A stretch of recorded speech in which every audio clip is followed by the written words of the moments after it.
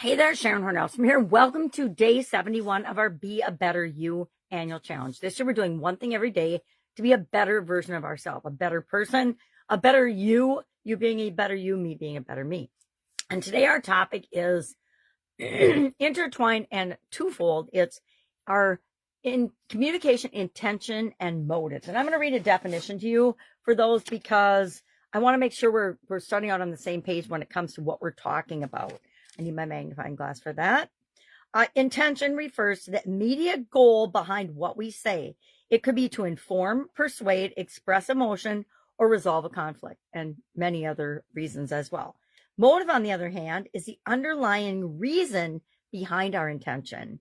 And it's often tied to personal beliefs, emotions, past experiences, past drama, trauma, whatever, and may or may not have hardly anything to do with the reason we're communicating or how we're communicating in the first place.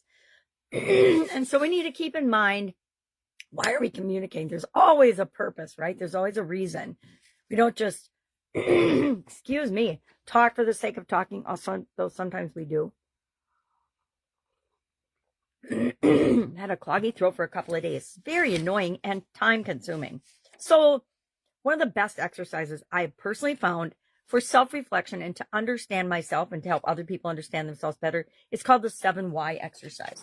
I learned this from, and I want to give him credit, Dean Graciosi, who got it from a mastermind that I cannot remember because this was way back in 2020 that I was first exposed to it. I think it was actually January of 2020. He did a training on the 7 Why exercise, and I happened to catch it. Why? Because I was meant to catch that at the time, because I've used it ever since.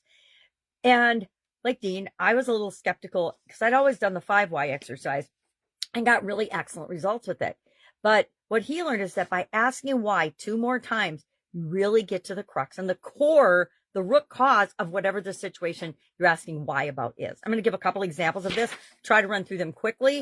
And then our assignment today is going to be to ask ourselves a question about communication and why 7 times. We're going to do the 7 Why exercise on our question about communication. And mine is, why do I want to be a better communicator? Straightforward, simple. So if you don't have a question of your own, try that. Why do I want to be a better communicator?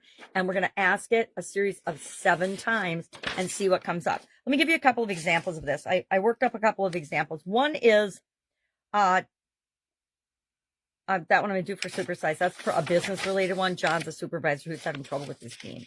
And then we've got, I went ahead a page. Sarah and Mike are a couple that are having a conflict, and Sarah's upset because Mike is working too much. He's working late and he's not around as much, and she wants to know, well, why is this bothering her so much? What's her intent and motive behind having a conversation with him about this? And so her first why is, why am I upset with Mike working late? Because I feel neglected. Why do I feel neglected? Because we don't spend much time together. 3, why does spending time together matter? Because it makes me feel loved. 4, why do I need to feel loved in this way? Because quality time is my love language. 5, why is my love language important? Because it reassures me that I am valued. 6, why do I need reassurance? Because we all do.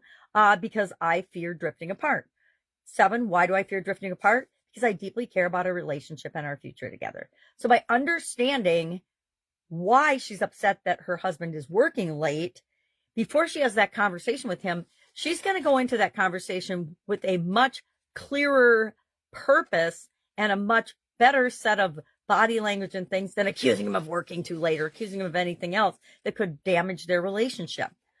Another example is a student struggling with public speaking. Jake is a university student. He has anxiety about public speaking. Who doesn't, right? Most of the people on the planet are scared to speak out in public. And so he avoids presentations, he avoids speaking up, etc. So he wants to know, what is the root cause of that and what can he do about it? So his question is, why do I fear public speaking?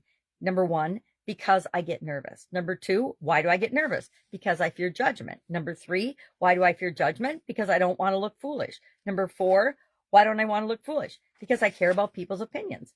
5, why do I care about opinions? Because I want to be respected. 6, why do I want to be respected? Because I associate respect with self-worth. 7, why do I tie self-worth to others' opinions? Boom. because I lack confidence on my own abilities. So now, instead of working on fear of public speaking, he's working on improving his confidence and building confidence and improving his skills. And that is a very different thing to be actually focusing your time and energy on, because you can fix that. You can't fix other people's opinions, right?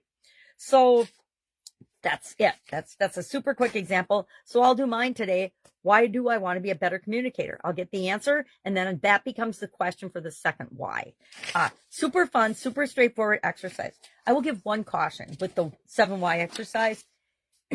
Asking why to yourself is extremely powerful.